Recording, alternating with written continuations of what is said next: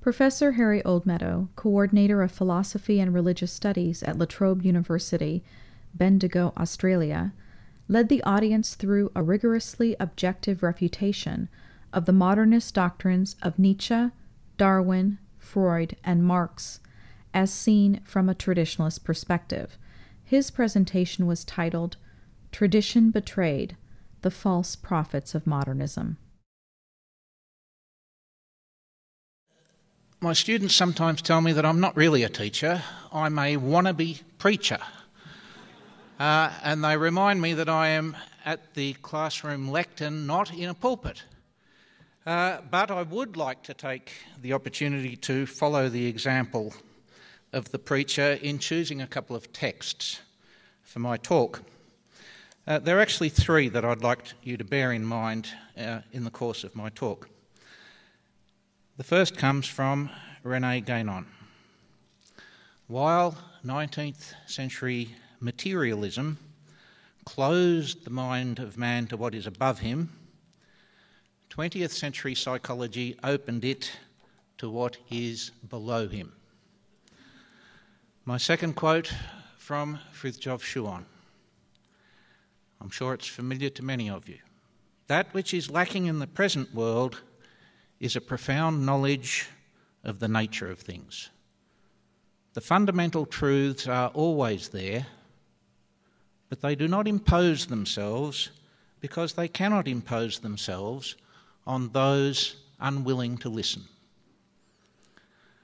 And my third comes from a representative of Orthodox Christianity, Metropolitan Anthony of Susa. The loss of God is death, desolation, hunger, separation. All the tragedy of man in one word: godlessness. One of my favourite scriptural passages comes from St. Paul. It is this: whatsoever things are true, whatsoever things are honest, whatsoever things are just, whatsoever things are pure, whatsoever things are lovely, whatsoever things are of good report, if there be any virtue, and if there be any praise, think on these things. Very sage advice. But sometimes, in order to think about those things, we have to clear away the obstacles. And that's my task today, to talk about modernism, to talk about a spiritual malaise from which we all inevitably suffer one way or another. It is not an attractive subject, but is one about which something needs to be said. And if some of my remarks sound a little extreme or intemperate, I can only take refuge again in something that Frithjof Schuon said when he was reproached with a lack of reticence in his remarks about some modern philosophers. Some people may reproach us, he said, with lack of reticence, but we would ask, what reticence is shown by philosophers who shamelessly slash at the wisdom of the centuries? Now, first of all, let us agree, ladies and gentlemen, that we are in the midst of a spiritual crisis.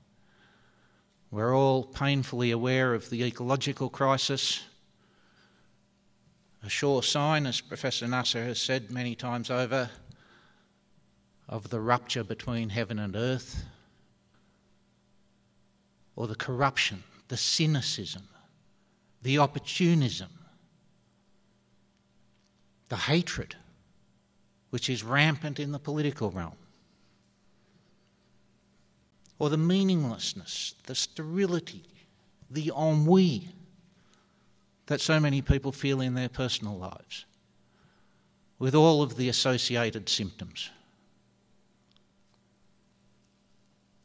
Let me quote a passage to you from a Hindu text, the Vishnu Purana, written a very long time ago. I've forgotten the exact date. I think it's sometime in the first millennium AD.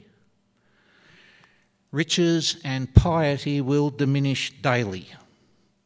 until the world will be corrupted. In those days it will be wealth that confers distinction. Passion will be the sole reason for union between the sexes. Lies will be the only method of success in business. Women will be the objects merely of sensual gratification. The earth will be valued only for its mineral treasures. Dishonesty will be the universal means of subsistence. A simple ablution will be regarded as sufficient purification. The observances of castes, laws and institutions will no longer be in force in the Dark Age, and the ceremonies prescribed by the Vedas will be neglected. Women will obey only their whims and will be infatuated with pleasure. Men of all kinds will presumptuously regard themselves as the equals of Brahmins.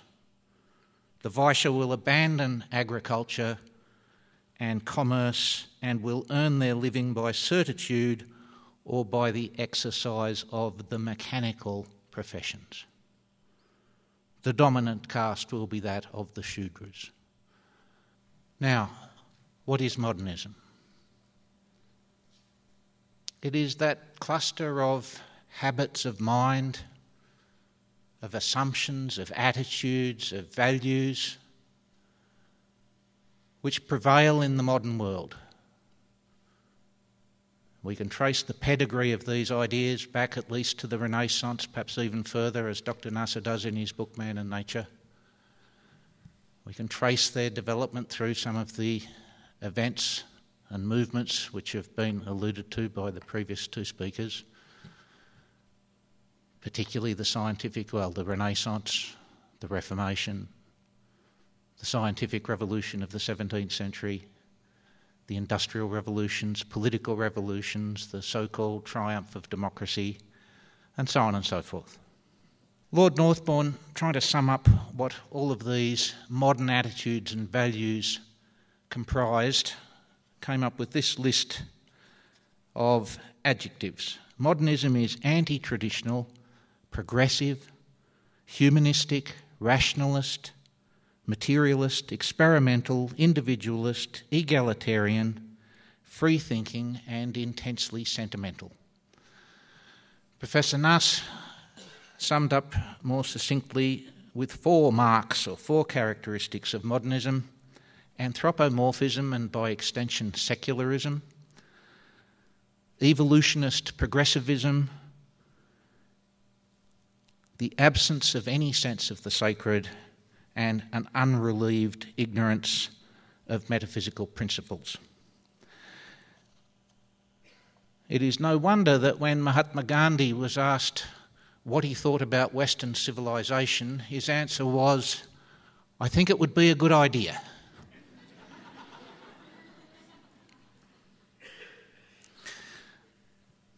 What I want to do is look at four modern thinkers who characterise some of the developments which I've been talking about in very general and abstract terms, to make it a little more concrete.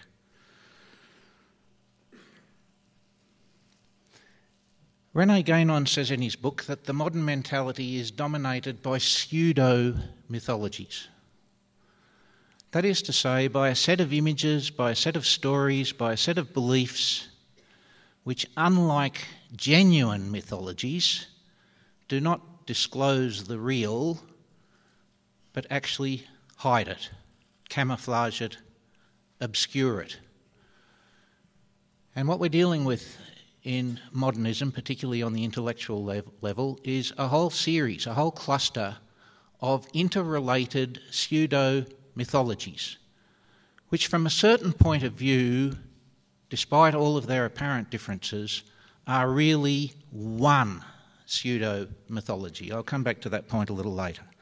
So my four representatives: Darwin, Marx, Freud, Nietzsche.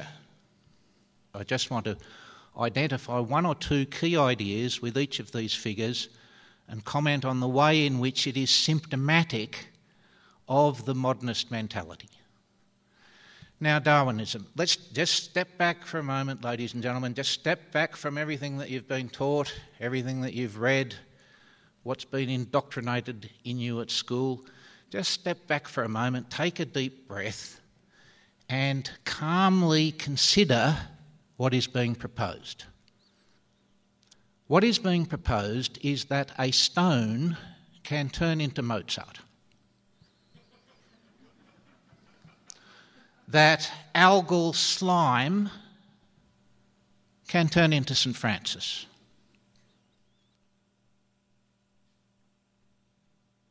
that from inert matter, through all sorts of mysterious processes over a very, very long period of time, consciousness emerges from non-consciousness.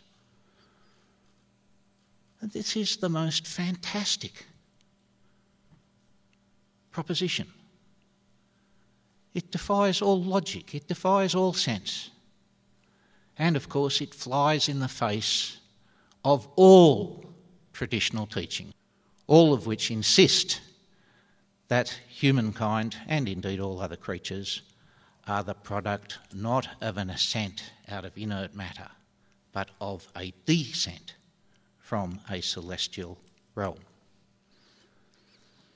The key idea in Darwinism, apart from this preposterous notion that consciousness and life can emerge from dead matter, is the notion that one species can turn into another. Now, Darwin may or may not have had some insight into various biological processes. I don't want to argue about that right now, but I do want to refute completely the idea that one species can turn into another. As E.F. Schumacher said in his book of some years ago, it makes as much sense to call human beings trousered apes as it does to call a dog a barking cabbage.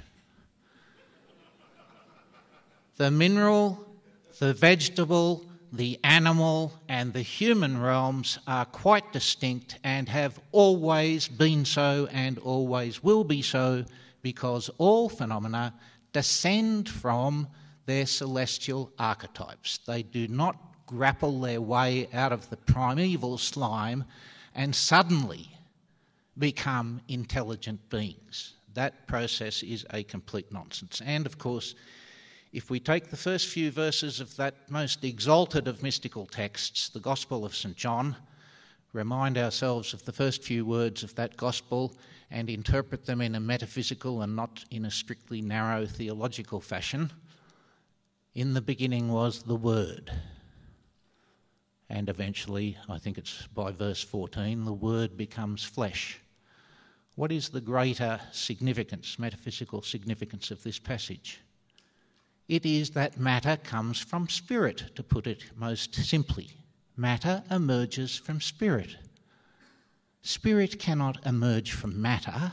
That would be the greater coming from the lesser. That cannot happen. But Darwinism, of course, has been seductive because it is ingenious, there's no doubt. He was a very clever person. It is an ingenious, it is elegant, it is seductive, and it is absolutely pernicious because it persuades us that we are no more than biological organisms. But Darwinism was one of these mythologies which beautifully fitted the prejudices of the age. And its great appeal was that it offered an account of how life came to be and how life in its various forms appeared without the Creator, without God. An account which could leave God out of the picture.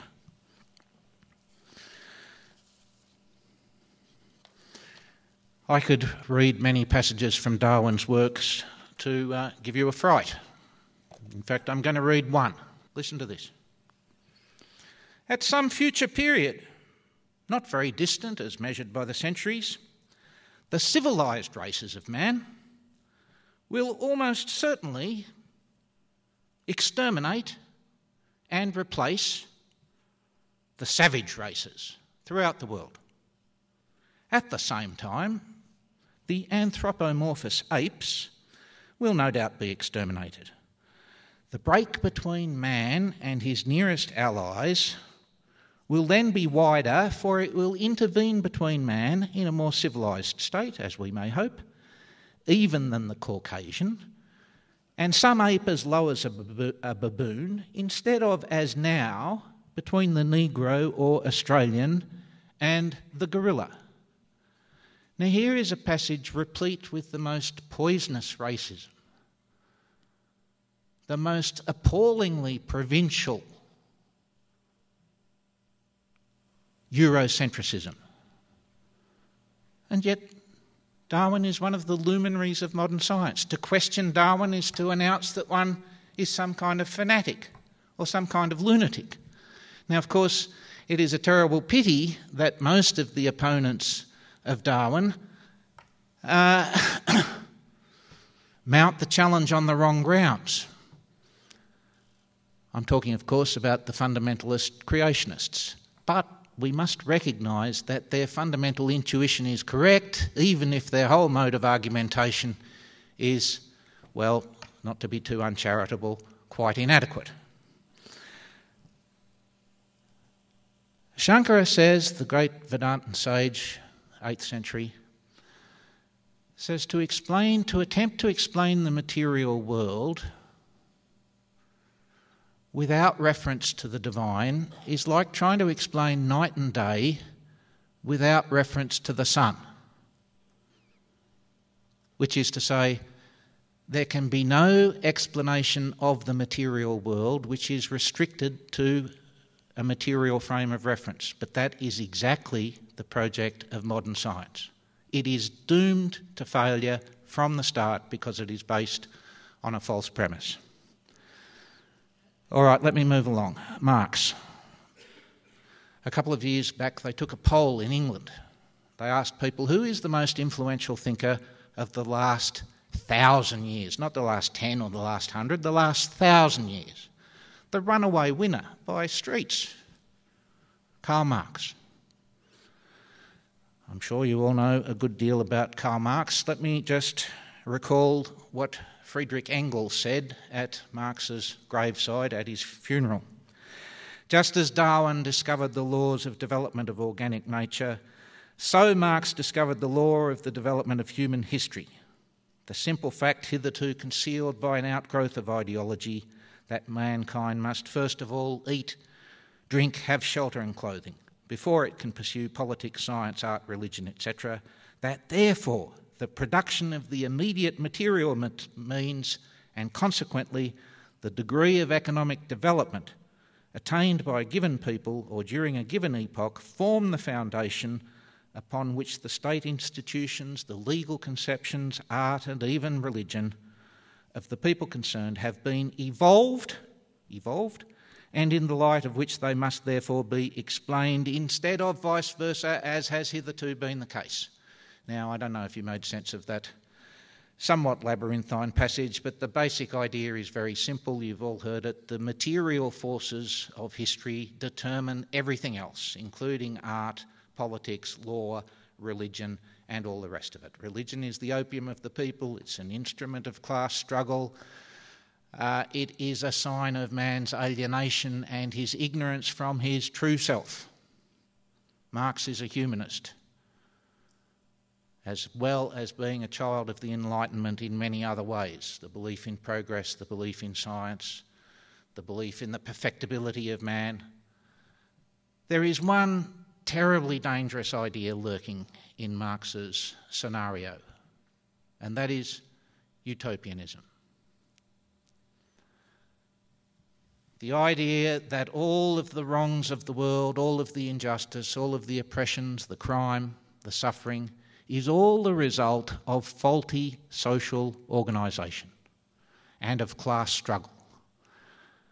And that if we could eliminate the causes of class struggle, namely private property, we could organise a world in which everyone got a fair shake, everyone got a fair amount of the cake, so to speak, and as Marx said, we could fish in the morning, hunt in the afternoon, raise cattle in the evening and philosophise in the night time. A charming prospect, is it not, ladies and gentlemen? A charming prospect. And in a way we might wish that it could be true, but of course we know better. Wherein lies the danger? Once men's minds are gripped by the idea that a perfect world is possible, then almost anything can be justified. If you seriously believe that if we just need to reorganise the social machinery and we will end up with a perfectly equitable and fair world, then almost any price would indeed be worth paying. When Trotsky was asked what he thought about the death of 6 million people in the Russian Civil War, he said, regrettable, but a small price to pay for the revolution. Freud. The moment a man questions the meaning and the value of life, he is sick. Since objectively neither has any existence. Did you get it? Did you hear it? This is from a letter, not in one of his published works, but in his more private and intimate moments. With a close confidant, he writes this in a letter. The moment a man questions the meaning and value of life, he is sick, since objectively neither has any existence. Now, Freud, we know, had an animus towards religion which, to use his own terms, can only be described as pathological. When he had his famous disagreement with Carl Jung, Freud's reaction was, again to use a popular Freudian word, almost hysterical. His attack on Jung, because Jung had dared to suggest that there might be something in religion which could illuminate the human condition. Freud was outraged by this notion. Freud, like Marx, like Darwin, thought of himself as a scientist. And he said there are three great enemies of science: art, philosophy, religion. He said art, well, we needn't worry too much about art because we all know that art is just an amusement. Philosophy. We need not worry too much about philosophy because, after all, philosophy is only for philosophers. And Freud himself said that science had delivered three massive body blows to religion, three death blows, fatal blows. The first was Copernican cosmology, the second was Darwinian evolutionism, and the third was Freudian psychoanalysis. The last contribution to the criticism of the religious Weltanschauung, he wrote, was affected by psychoanalysis, by showing how religion originated from the helplessness of children and by tracing its contents to the survival into maturity of the wishes and needs of childhood. In other words, religion is a kind of prolongation of childish neuroses, complexes, insecurities, whatever, and obviously something that a healthy, well-adjusted adult should leave behind, dispense with. Fridtjof Schuon, several times in his works, used the phrase, the psychological imposture. What did he mean by this term? I'll quote a passage from him which addresses the question directly. What we term the psychological imposture is the tendency to reduce everything to psychological factors and to call into question not only what is intellectual or spiritual, the first being related to truth and the second to life in and by truth, but also the human spirit as such, and thereby its capacity of adequation and, still more evidently, its inward illimitation and transcendence. I return to my earlier point. These theories, these mythologies, these schema of people like Darwin, Marx and Freud are not so many different ideologies and theories. They are really all the one theory in different forms, in different modes of expression, because fundamentally they are all based on the same premises. They are the premises of modernity, i.e. progress, evolution, the triumph of science, and a whole set of ideas which people take for granted, which seem to be part of the air we breathe, which seem to be natural. But really, if you stand back and look at them, they're actually quite extraordinary. Let me give you an example. Modernism is based on the idea that everything, all people, everywhere, all over the globe, throughout all the centuries, what all those people in all those places and times have said about the nature of reality is wrong. The only people who know how things really are is this very small group of Western European intellectuals over the last 300 or 400 years. They know. Nobody else knew. They've finally woken up. All these other people believed in God, they believed in an afterlife, they believed in the primacy of the spirit. All those beliefs were wrong. We know that because the men in the white coats have told us. And that's it. If Stephen Hawking says that he's coming up with a grand theory of everything and that we needn't worry anymore, he's going to explain everything, well, that's fine. That's science. That's progress. It's bizarre, is it not, ladies and gentlemen?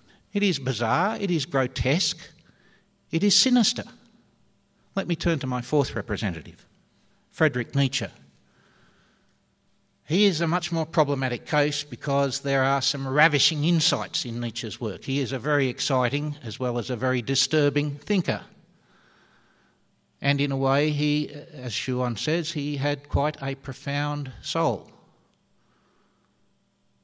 But he was also demented.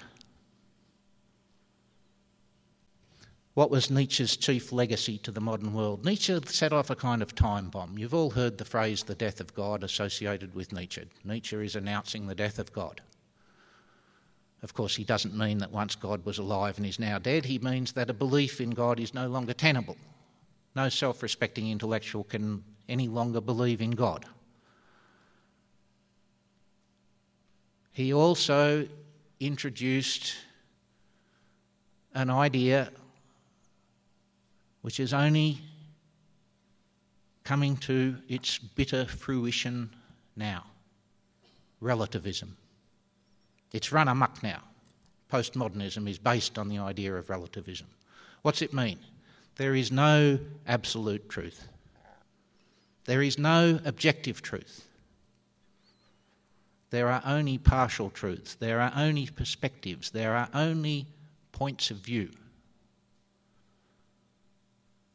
This, in a nutshell, is what relativism is.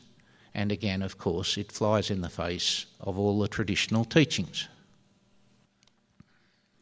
What do they share? Let me just quickly give you some characteristics. First, God doesn't figure. Darwin ignores the question. The other three are quite explicit. For Marx, God is a kind of projection of what humans want to be. So he's a kind of figment, a kind of illusion, a kind of larger-than-life ideal, but he has no objective reality. The word God doesn't refer to anything that actually exists. Freud, as we've seen, regards a belief in God as a kind of childish neurosis extended into adulthood. And Nietzsche, I'll just read you one passage from Nietzsche just to give you the idea. The law, the will of God, the sacred book, inspiration, all merely words for the conditions under which the priest comes to power and by which he maintains his power. These concepts are to be found at the basis of all priestly organisations or priestly philosophical power structures. The holy lie common to Confucius, the law book of Manu, Muhammad, the Christian church, it is not lacking in Plato. The truth exists, quote, the truth exists. This means, whenever it is heard, the priest is lying. The priest is lying. So you can see it's an attack not just on religion as such, but on the very idea of truth. The very idea of truth. Strangely enough, Nietzsche actually foresees that this might lead to the most appalling catastrophe. So God is out of the frame, out of the picture. Man takes charge. We're in charge of our own destiny. We can make of ourselves what we will. We can be supermen in Nietzsche's scenario. We can create a perfect society in Marx's schema, and so on. Secondly, and I suppose in a way it amounts to the same thing, this is an entirely horizontal world, an entirely material world. It has no spiritual dimension, it has no transcendence, it has, in a sense, no verticality. Everything is flattened out into the domain of matter. Thirdly, these thinkers, and this is very characteristic of modernity, pride themselves on what is called, quite wrongly, originality. What does originality properly mean? It means connected to the origins. In that sense, originality is an entirely wonderful thing. But what do these people mean by originality? They mean cut off from the origins. What they mean is novelty, something new, something different. But this claim in itself, which is in itself quite offensive, is also absurd because there is nothing very original about any of these thinkers. If you look into the matter, it just happened to be the case that Darwin was the one who popularised ideas which were in circulation. Same might be said of all of these thinkers. Thirdly, evolutionism, progressivism, a kind of false optimism, which some of our earlier speakers have also spoken about. Concomitant with that, a contempt, it's not too strong a word, a contempt for the past, a contempt for tradition, a contempt for the great religious founders.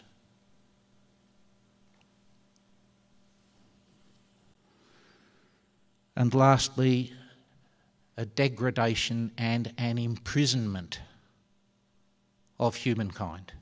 These thinkers, and we could say the same about all of their predecessors, Copernicus and Galileo and Newton and all the rest of them, all the luminaries of modern science, we are told, free us from the shackles of the past, open our minds, liberate us, allow us to be free. This is not the case.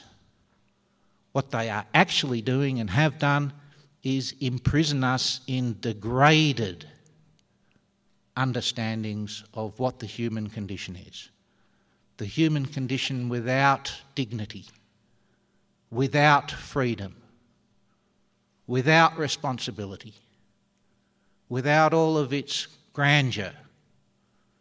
I do not want you to make the mistake of thinking that the traditional perspective sees only good in the past and in tradition and only bad in the modern world. No doubt the modern world has its compensations. Let me give you one obvious example. Here we are all together. If you want to read the Tao Te Ching or the Upanishads or the works of Rumi, we've got almost the entire treasury of the world's spiritual traditions available to us in a way that has never been the case before. This is an extraordinary privilege that we have. It's a kind of compensation for the peculiar conditions of the late Kali Yuga. As Fritjof Schuon says, it is not a case of identifying only good on one side and only bad on the other when we're talking about tradition and modernity. It's a matter of looking at the whole picture and realising that on the one hand we have a good which entails necessarily, given human nature and the fall and so on, a good which necessarily entails some evils. That's the world of tradition, as compared with modernity, which is an evil which entails, no doubt, some good. As he says, it is quite illogical to prefer an evil which entails some good to a good which entails some evil. And if we think about it in these terms, we must see that it is on the side of tradition that the greater good lies.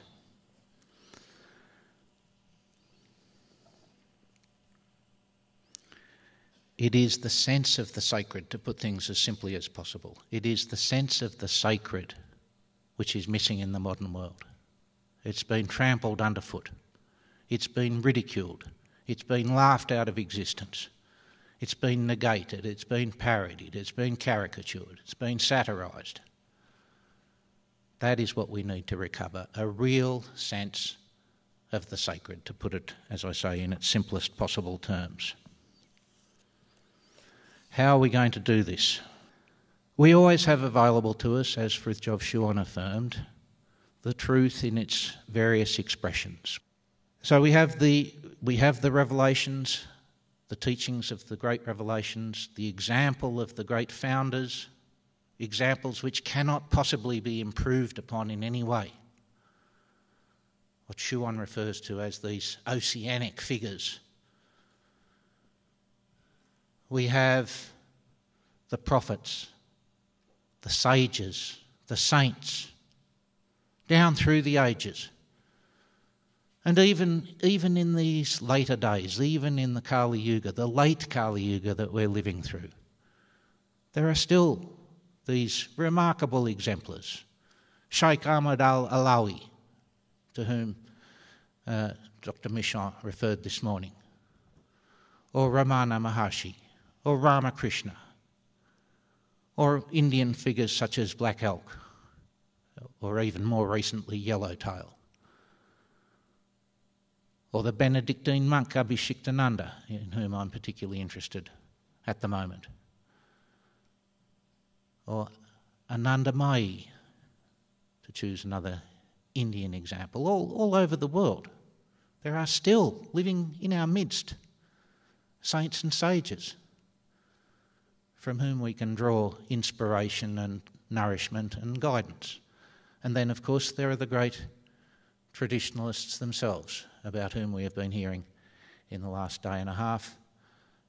The towering figures, as I think Reza was saying this morning, the towering figures of Gainon and Kumaraswamy and Schuon, and also I would add Burckhardt to that triumvirate, as well as all of the others, many of whom sadly have gone to the further shore in the last few years, Dr. Lings and Alvin Moore and Whitall Perry and many others.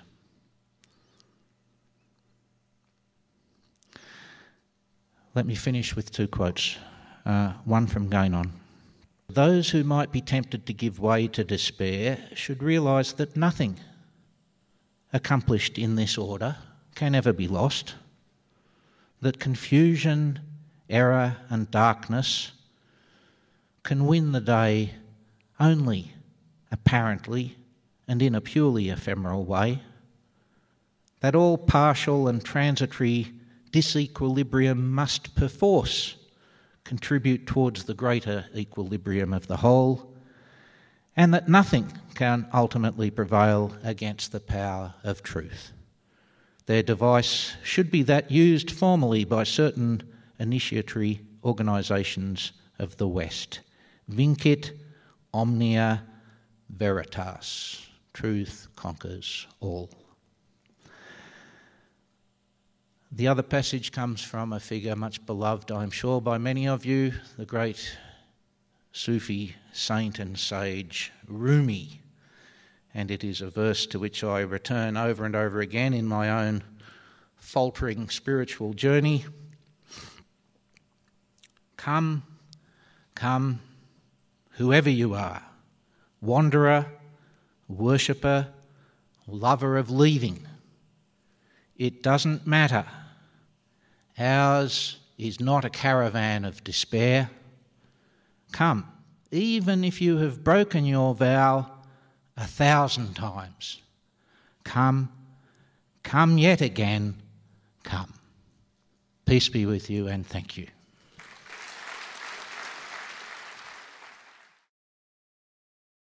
Be wealth that confers distinction.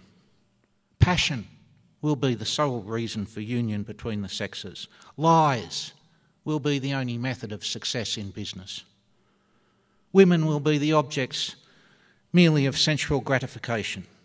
The earth will be valued only for its mineral treasures. Dishonesty will be the universal means of subsistence. A simple ablution will be regarded as sufficient purification. The observances of castes, laws and institutions will no longer be in force in the Dark Age, and the ceremonies prescribed by the Vedas will be neglected. Women will obey only their whims and will be infatuated with pleasure. Men of all kinds will presumptuously regard themselves as the equals of Brahmins. The Vaishya will abandon agriculture and commerce and will earn their living by certitude or by the exercise of the mechanical professions. The dominant caste will be that of the Shudras. Now, were of good report, if there be any virtue and if there be any praise, think on these things. Very sage advice. But sometimes, in order to think about those things, we have to clear away the obstacles. And that's my task today, to talk about modernism, to talk about a spiritual malaise from which we all inevitably suffer one way or another. It is not an attractive subject, but it is one about which something needs to be said. And if some of my remarks sound a little extreme or intemperate, I can only take refuge again in something that Frithjof Schuon said when he was reproached with a lack of reticence in his remarks about some modern philosophers. Some people may reproach us, he said, with lack of reticence, but we would ask, what reticence is shown by philosophers who shamelessly slash at the wisdom of the centuries? Now, first of all, let us agree, ladies and gentlemen, that we are in the midst of a spiritual crisis. We're all painfully aware of the ecological crisis, a sure sign, as Professor Nasser has said many times over, of the rupture between heaven and earth, or the corruption, the cynicism, the opportunism, the hatred which is rampant in the political realm, or the meaninglessness, the sterility, the ennui that so many people feel in their personal lives, with all of the associated symptoms. Let me quote a passage to you from a Hindu text, the Vishnu Purana, written a very long time ago. I've forgotten the exact date. I think it's sometime in the first millennium AD. Riches and piety will diminish daily until the world will be corrupted. In those days it will be below him. My second quote from Frithjof Schuon. I'm sure it's familiar to many of you. That which is lacking in the present world is a profound knowledge of the nature of things. The fundamental truths are always there, but they do not impose themselves because they cannot impose themselves on those unwilling to listen. And my third comes from a representative of Orthodox Christianity, Metropolitan Anthony of Susa. The loss of God is death, desolation, hunger, separation. All the tragedy of man in one word, godlessness. One of my favourite scriptural passages comes from St. Paul. It is this: whatsoever things are true, whatsoever things are honest, whatsoever things are just, whatsoever things are pure, whatsoever things are lovely, whatsoever things are... Professor Harry Oldmeadow, Coordinator of Philosophy and Religious Studies at La Trobe University, Bendigo, Australia, led the audience through a rigorously objective refutation of the modernist doctrines of Nietzsche, Darwin, Freud, and Marx, as seen from a traditionalist perspective. His presentation was titled, Tradition Betrayed, the False Prophets of Modernism. my students sometimes tell me that I'm not really a teacher, I'm a wannabe preacher. And they remind me that I am at the classroom lectern, not in a pulpit. But I would like to take the opportunity to follow the example of the preacher in choosing a couple of texts for my talk. There are actually three that I'd like you to bear in mind in the course of my talk. The first comes from René Guénon. While 19th century materialism closed the mind of man to what is above him, 20th century psychology opened it to what is